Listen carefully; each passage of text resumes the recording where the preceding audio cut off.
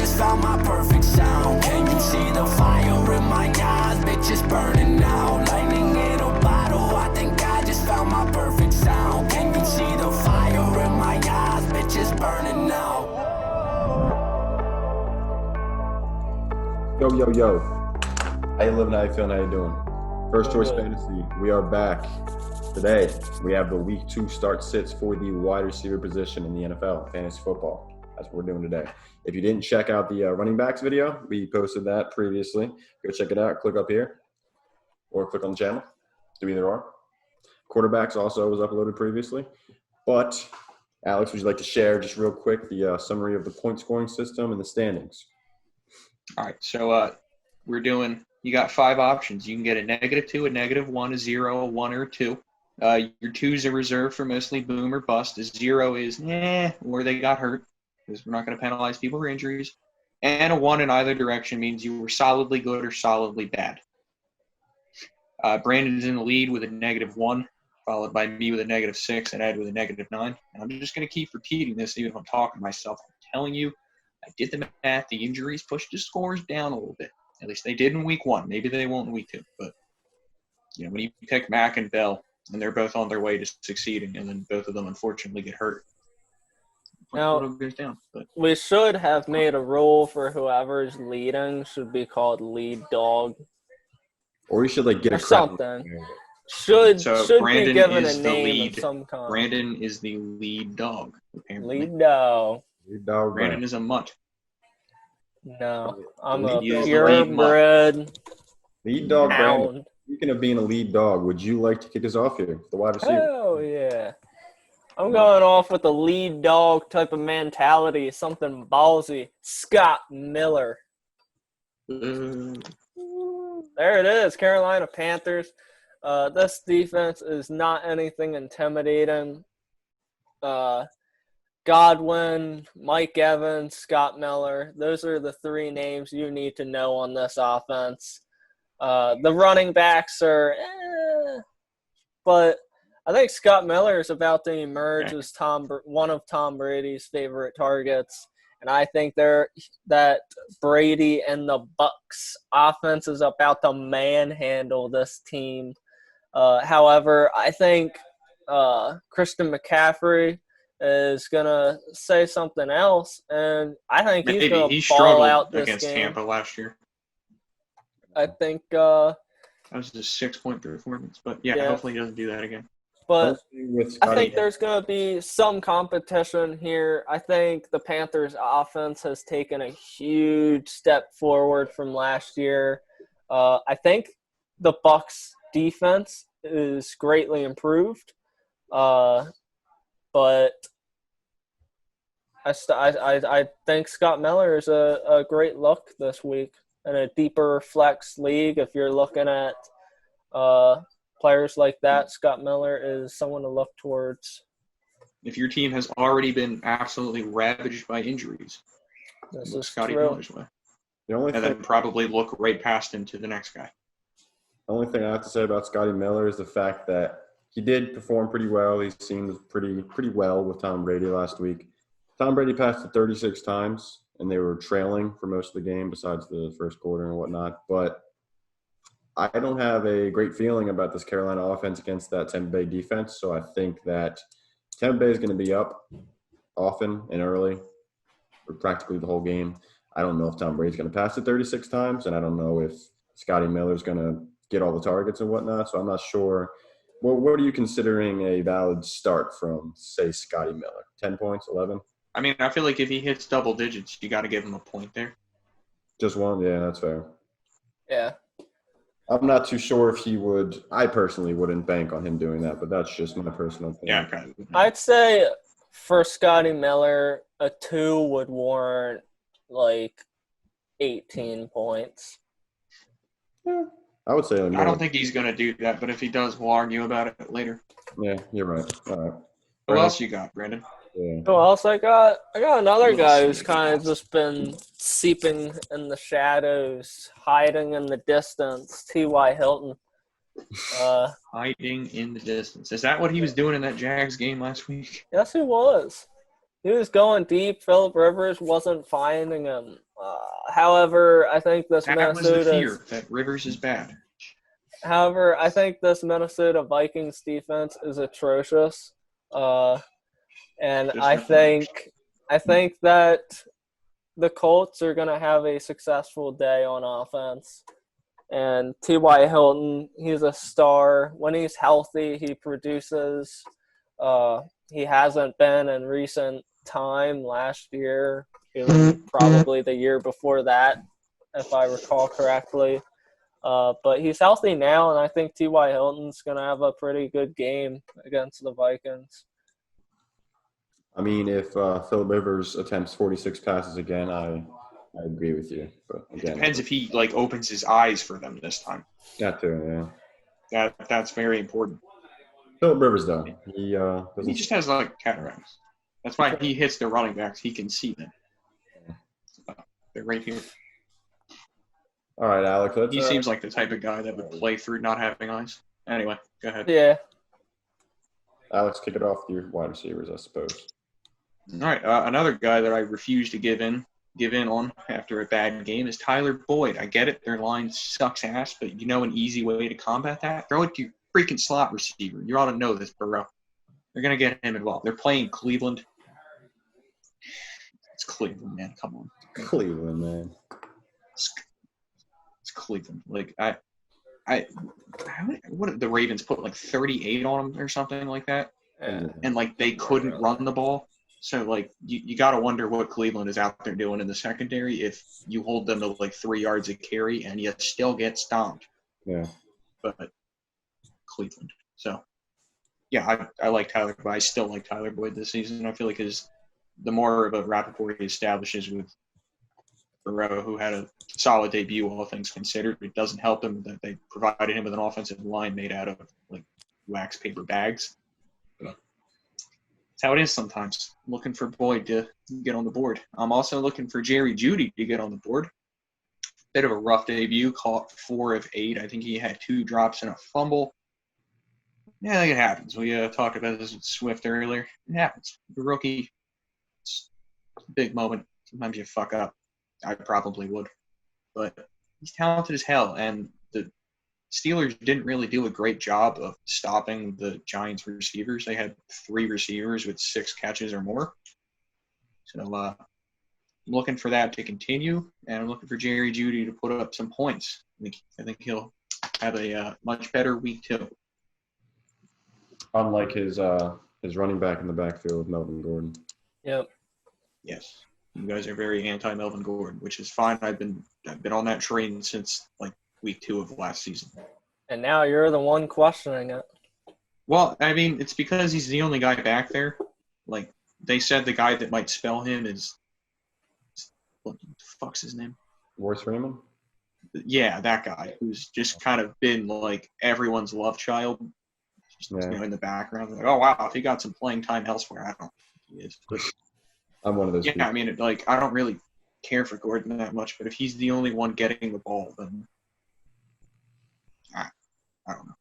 I also don't really like Montgomery. He's in a similar situation, so I'm all over the damn place. Anyway, Ed, who you starting? All right, I'm going to kick my starters off with CeeDee Lamb against Atlanta. I like this. We got 2 rookies apiece, and then I'm not going to reveal the other one yet, but very similar theme here, me and Ed. It is. CeeDee Lamb. He's playing against the Atlanta Falcons, who obviously the Seattle Seahawks tore up last week. And granted, I mean, that's about it. That's really all you had to say. Yeah, true. Playing the Falcons. But the thing made me more intrigued upon CeeDee Lamb for this week is the fact that Jarwin went down, obviously. Torn ACL, I believe it was. And that obviously just increases the chances. Not saying Jarwin was getting a ton of targets, but I doubt they're going to give Jarwin's targets directly to Dalton Schultz, whoever that man is. They're probably going to run more 3 wide receiver sets. CeeDee Lamb was in the slot a lot this past week. And like I said, it's Atlanta. So there really is no downside to playing CeeDee Lamb this week. My second start is one that I kind of like a lot. Last week, A.J. Green obviously had that last-second touchdown called back. Infuriated the hell out of me just watching it because, Same here. You can't call that. That's just one of the things you can't call. But regardless, Is that a bad call? It's a very bad call. I wasn't watching, but He was like a corner of the end zone. They like elbow they touched, and his arm extended slightly. No push, just extended. And tiptoe touchdown grab. It was beautiful. And then End of the game too. That's the type of situation where you just gotta let the players play. It's like shake my head. Field goal. First choice referee analysis. First choice referee. Yeah, one day I'll be that referee. AJ Green, I'll make that call. Said, playing against Cleveland, whose top 2 corners are banged up, Greedy Williams and Kevin Johnson. They missed last game, which may have led to their secondary being pooped. But then again, they're not really great in their own right. So AJ Green played 66% of the snaps this past week against the Chargers. Managed to lead the team in targets, so Joe Burrow was leaning on him a lot, obviously in the 66% of the snaps. Managed to not tweak his hamstring in the first week. That's a good sign. Or get injured in any way, which is beautiful. Used in a limited fashion, still performed pretty well. I think and was looked to early and often. Early and often, yeah. I think he, especially if he could have got a touchdown. Like that touchdown that happened, it was not a pass interference, regardless. But add 6 points and 10 yards and the cash to that, it's 15 points. Could have had 15 points last week. I can see a game much like that this week against Cleveland, especially with the cornerbacks injured. So he's my second start of the week as far as wide receivers. I like our consistency here. We're starting the Bengals receivers, and yes, sat Joe Nixon. At least some of this makes sense. I swear to God, we think about these. Until I do the betting episode tomorrow, and it's going to look really bad because I'm going to go completely opposite of all my picks like I did in the previous betting episode. I'm taking Joe Mixon on the over 125. Guaranteed. He's still a sit, though. He's still a sit. He is a sit. He's going to have 4 fumbles. Speaking of sits, let's hop into these wide receivers. I'll kick it off just for snake-wise, I suppose. Devonte Parker against the Bills. This was I feel like this may have been a cop-out, depending on if he does sit, because he did tweak his hamstring against the Patriots this past week. But the reason why I sat him was partially due to that, plus the fact that he didn't really perform week 1 as great as, obviously he wasn't in the game completely, but he was on against the Bills secondary, the Bills team as a whole, I think, is pretty good. Devonte Parker, Fitzpatrick just wasn't out there really doing much. If he does play with a bum hamstring, it's not going to be good. It's not going to be good for us. But if he doesn't, like Tre'Davious White is following him around.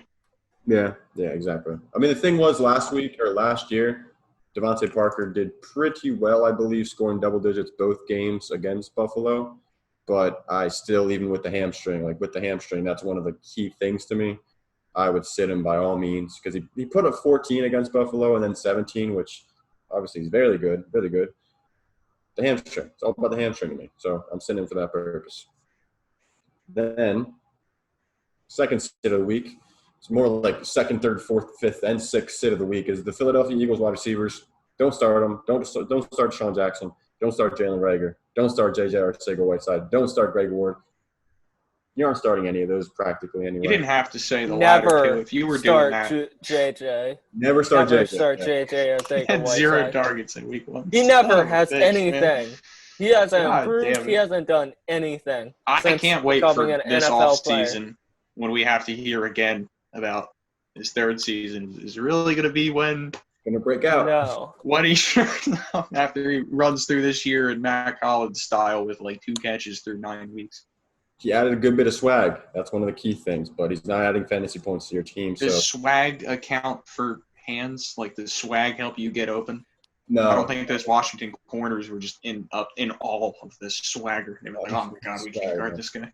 Jalen Ramsey has too much swag to worry about JJ's swag. So that is my expert analysis on the Eagles and wide receivers and why I'm sitting them for week 2 against them. I'm going to have a fun time scoring this one, but I like it. You're right. If they all suck, then you get a +2 easily. Yeah.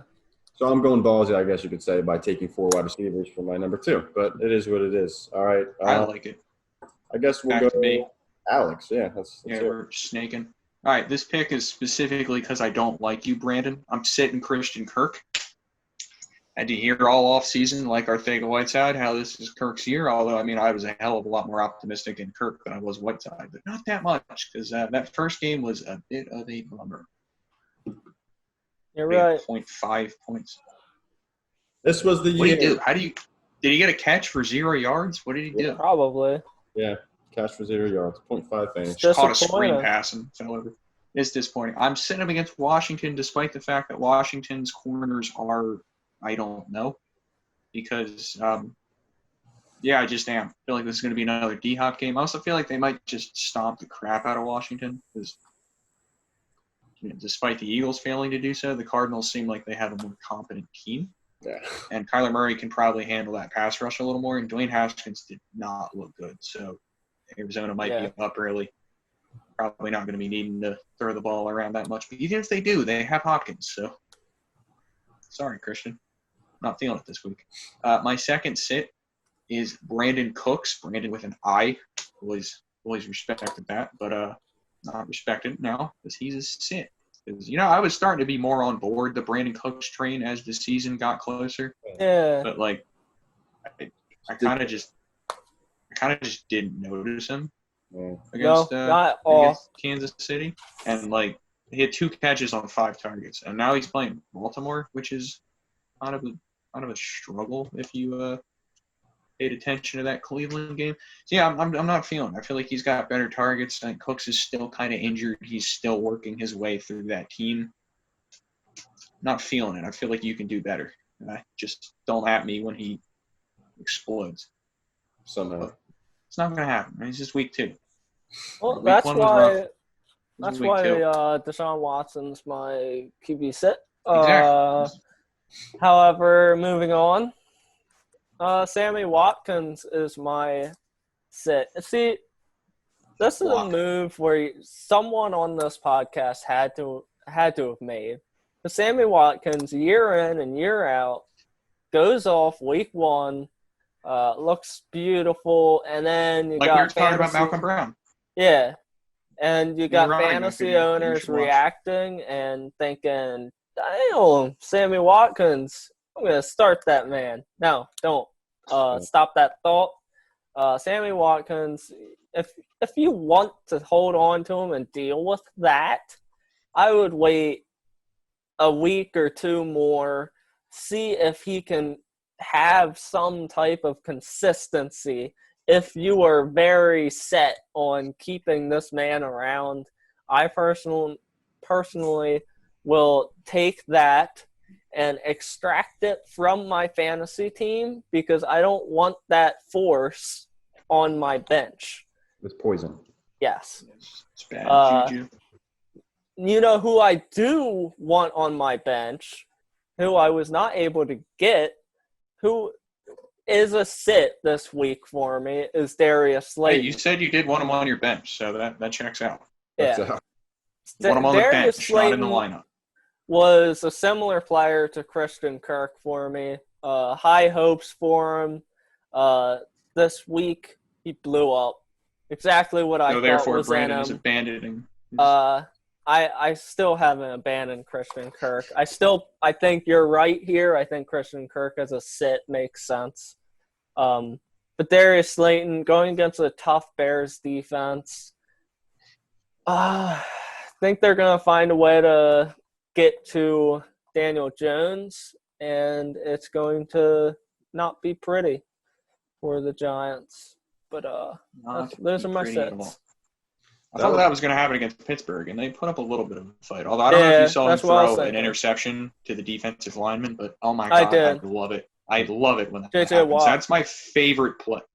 T.J. Watt. T.J. Watt. No, that was Cameron Hayward. Who was? I think they both got one, no? Did T.J. Watt also? Yeah, T.J. Watt did. I feel like he's more of a linebacker.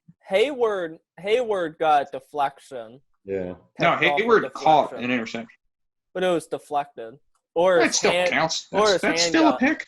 Well, yeah, but I was thinking maybe that was a fumble. Honestly, I wasn't really paying attention. I just saw the play, and my favorite play in sports is when the defensive lineman picks off a pass in the red zone.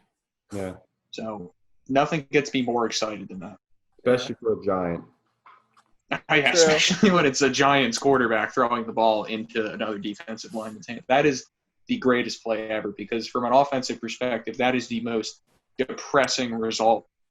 I'd rather throw a pick six to a cornerback than an interception to a defensive lineman. God damn it, that was incredibly avoidable. One thing that is pretty hurtful, though, I could say, is seeing Darius Slater get one of those last-minute touchdowns that are pointless, that make you lose in your home league fantasy. So that happened to me this week, for those curious. I was up by 24 heading into Monday Night Football. Darius Slater was the only one left. Darius Slater got 20, 27, 26. I don't know what the fuck he had, but he had enough to beat me. So, yeah, that's where my emotions lie with Darius Slater. And I'm glad he's your sit because if you didn't put him as a sit, he would have been my sit because that man. So, without further ado, this is First Choice Fantasy. Like, comments, share, subscribe. Love us. We love you. Deuces. See ya. It had a rough week. They really did, man.